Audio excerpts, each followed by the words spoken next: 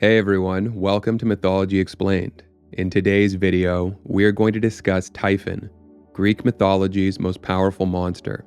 First, we are going to look at what's said in the Library of Greek Mythology, a concise yet comprehensive compendium attributed to Apollodorus. It describes a version of Typhon's battle with Zeus, in which Typhon chases the gods out of Olympus, cuts the sinews from Zeus's hands and feet, and imprisons Zeus in a cave. Following that, we are going to quickly look at another version of this battle, the one told in Hesiod's Theogony, which details a brief struggle in which Typhon is thoroughly trounced, walloped by Zeus in short order. Alright, let's get into it. Looked at one way, the early events of Greek mythology, as recounted by Apollodorus, are a story of loss and revenge. This view centers on Gaia, who repeatedly produced children to avenge the defeat of her older children, continuing in this way for multiple generations. The Titans were defeated by Zeus and his coalition of gods and monsters.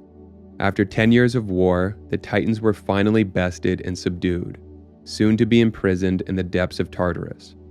That her children were condemned to the abyss enraged Gaia, so she produced the giants to challenge the gods to exact retribution. When the giants were subsequently destroyed, she then produced Typhon, Greek mythology's final boss, if you will, the last existential threat Olympus had to overcome. The giants were a brutal and belligerent race of prodigious size and strength. They were born after droplets of blood fell from Uranus's severed genitals and impregnated Gaia. Led by Zeus and reinforced by the hero Heracles, the gods fought and killed the giants, the war between them known as the Gigantomachy.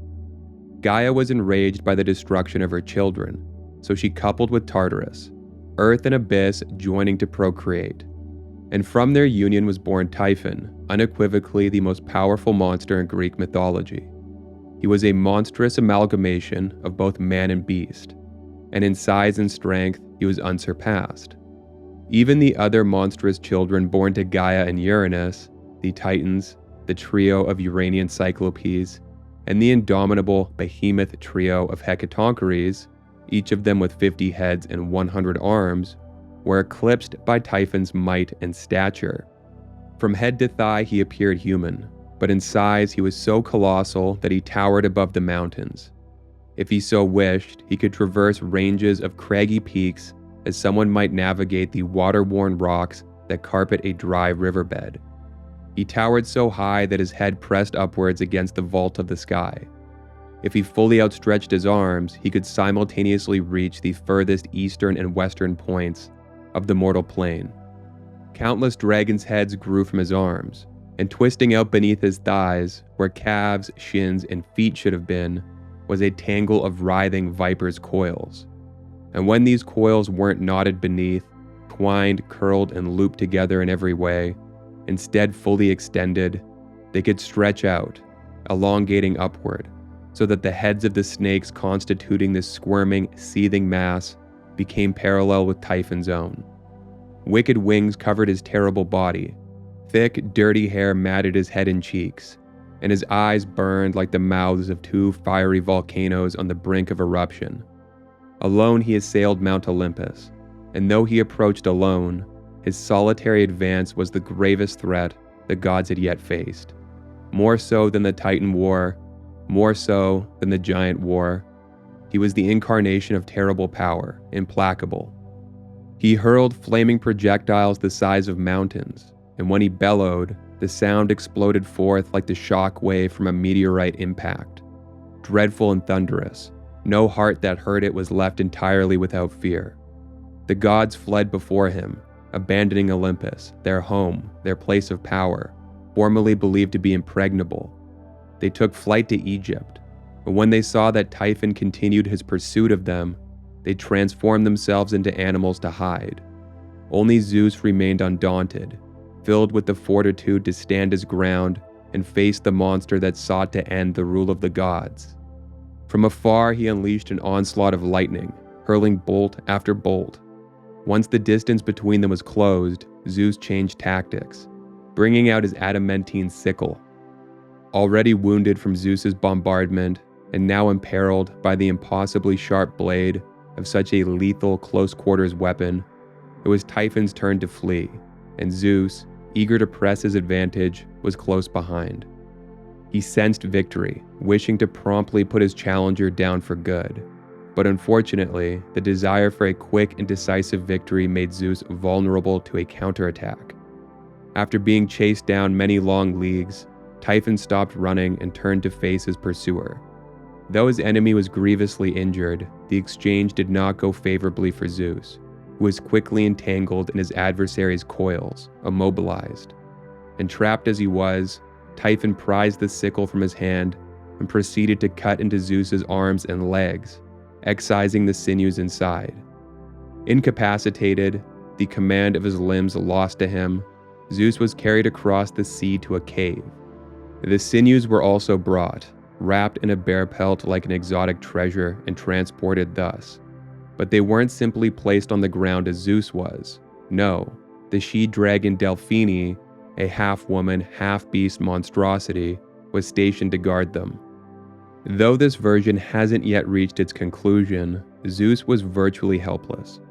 Barring the intervention of outside help, he was mired in a predicament he couldn't independently extricate himself from. Because of this, insofar as the events of this account are concerned, it can be said, fairly, I think, that Zeus was defeated by Typhon in a one-on-one showdown.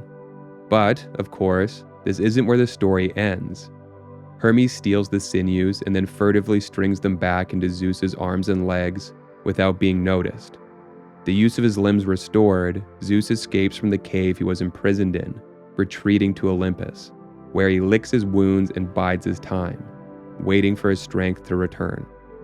Once recovered, he makes a precipitous descent from the heights of his lofty abode, charging forward in a chariot drawn by a team of winged horses. He engages Typhon a second time, again beginning the battle from a distance, raining down a new barrage of bolts on his foe, who is overcome and forced to make a hasty retreat. On the run, harried by electric volleys, an earlier interaction with the Fates made Typhon's situation even more dire. They tricked him into tasting the ephemeral fruits. Persuaded by the promise of augmented power, he did as instructed, but really he was beguiled, taken in by a ruse, for contrary to what he was told, the fruits he tasted didn't augment his power, but in fact sapped it. Continuing to flee, Typhon, both disadvantaged and diminished, was driven to the foothills of a distant mountain, where, recognizing the futility of his current course, he turned to fight, launching projectiles of his own. Whole mountains gouged from the earth by gargantuan hands were sent flying. Awesome streaks of lightning met massive arcing earth. However, despite his own efforts, none of what he launched struck his target, for each projectile was countered and repulsed, sent flying back by a responding bolt each time. The untenable position of his stand made clear, Typhon tried to escape yet again. Though this attempt was of no avail, Zeus decided to try his enemy's weapon, letting fly a mountain of his own. And so, Typhon was buried beneath Mount Etna, which was said to erupt when struck by Zeus's lightning. Another version, the one given in Hesiod's Theogony, describes a very different sequence of events that unfolded in the battle between Typhon and Zeus, one in which Typhon was utterly overpowered and defeated. Here's a passage from Hesiod's Theogony that describes this second version of the battle between Zeus and Typhon. You'll notice that his appearance here is recounted differently than in Apollodorus' version. Out of his shoulders came 100 fearsome snake heads with black tongues flickering, and the eyes in his strange heads flashed fire under the brows. And there were voices in all his fearsome heads, giving out every kind of indescribable sound. He would have become king of mortals and immortals, had the father of gods and men not taken sharp notice. When Zeus had accumulated his strength, then, and taken his weapons, thunder, lightning, and smoking bolt, he leapt from Olympus and struck, and scorched all the strange heads of the dreadful monsters on every side. When he had overcome him by belaboring him with blows, Typhon collapsed crippled, and the huge earth groaned. Flames shot from the thunderstruck lord where he was smitten down in the mountain glens. And that's it for this video. If you enjoy the content, please like and subscribe. Thanks for watching.